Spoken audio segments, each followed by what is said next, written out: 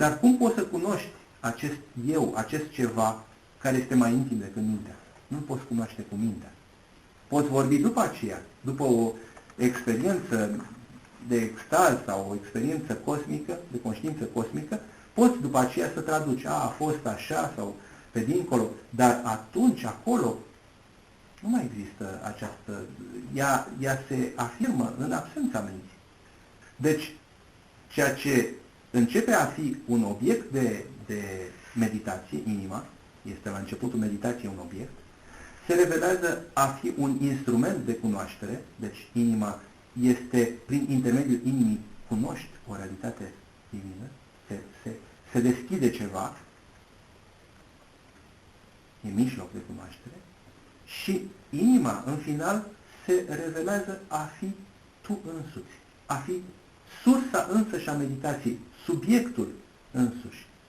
Deci, inima spirituală este, putem spune, în același timp, subiectul meditației, mijlocul de cunoaștere și obiectul meditației. Obiectul meditației, deci locul asupra căruia te focalizezi, este mijlocul de cunoaștere, deci inima îți oferă aceste revelații, cunoaște, și este, în ultima instanță, se revelează a fi subiectul, se revelează a fi ceea ce ești tu, în cel mai intima realitate. De aceea, inima spirituală poate fi văzută ca un punct de inflexiune, ca o punte între finit și infinit, între personal și ceea ce este transpersonal. Deci, ducându-te acolo, poți avea această deschidere către stări de samadhi, de conștiință cosmică, a pleca sau a merge de la ceea ce este personal, individual, și a revela acea dimensiune infinită și eternă a ființei noastre, acel spirit. Inima este de asemenea un ghid interior ce revelează adevărul unic. Inima este sursa întreg tuturor energiilor noastre și punctul final în care ele se resorb. Rumi spunea foarte frumos: în mijlocul inimii mele a apărut o stea și cele 7 ceruri s-au topit în strălucirea ei. Toate cele 7 ceruri, expresia întregului univers, se topește în realitatea spirituală a inimii.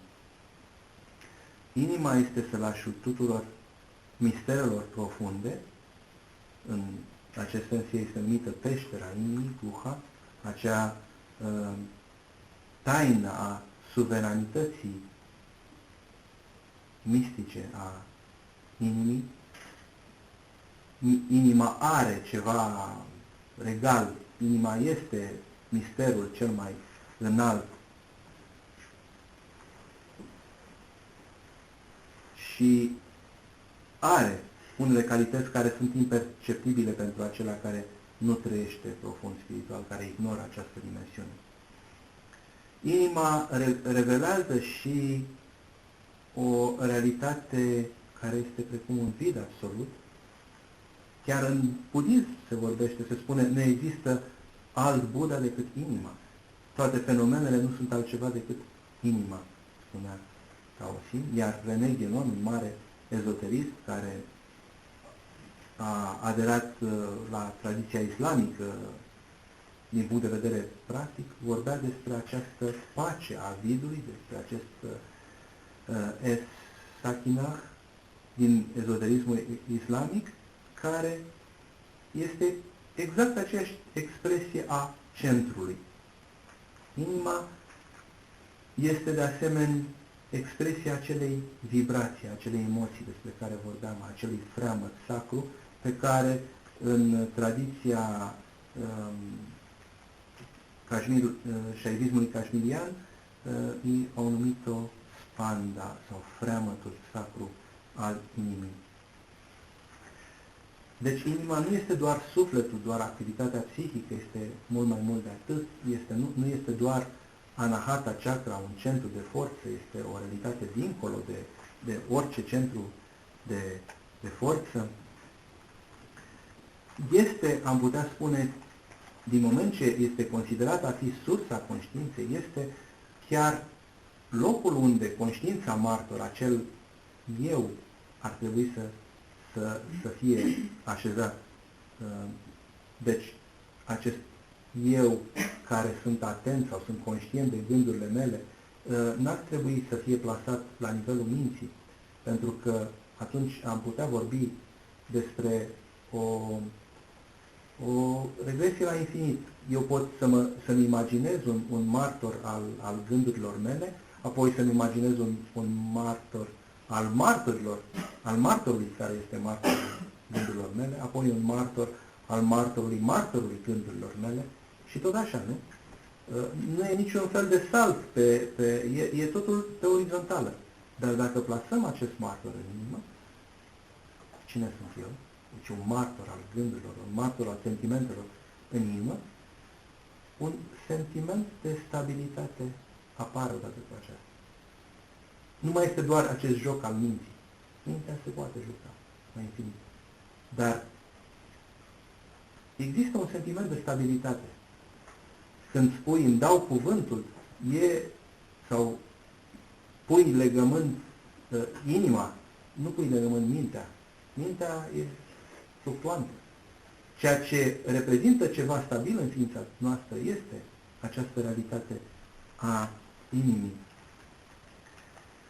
De aceea, conștiința martor ar trebui plasată nu în minte, pentru că ea nu este o funcție a minții, nu este un gând, ci este o lumină ce emană din dreptul inimii, din piept, din punct de vedere al, să zicem așa, fiziologie subtile.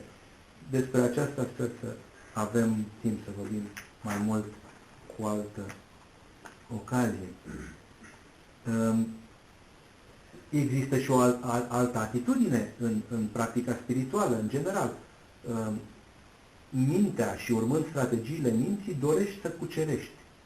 Îmi controlez mintea, îmi controlez lucrul acesta, energiile, îmi activez centrii de forță, obțin mai multă putere, domin un lucru sau alt. Toate acestea sunt demersuri care pornesc din minte, pornesc din personalitate, din acel domeniu al personalității. Demersul inimii este diferit, este acela al abandonului. Abandonul nu înseamnă pasivitate. Abandonul înseamnă doar această conștiință, o luciditate și o integrare mult mai vastă. Deci nu a fi doar limitat într-o dorință măruntă. Îți amplifici energia vitală de 10 ori și ce-i poate. Îți amplifici puterea de a iubi de 100 de ori. Încă ești în domeniul individual. În momentul în care înțelegi că această energie a iubirii nu mai este energia ta, ci este o energie infinită și la nivel esențial tu ești acea infinitate, atunci nu mai e vorba de un salt cantitativ. E ceva cu totul deosebit care se produce. Și acesta este demersul yoga inimii spirituale.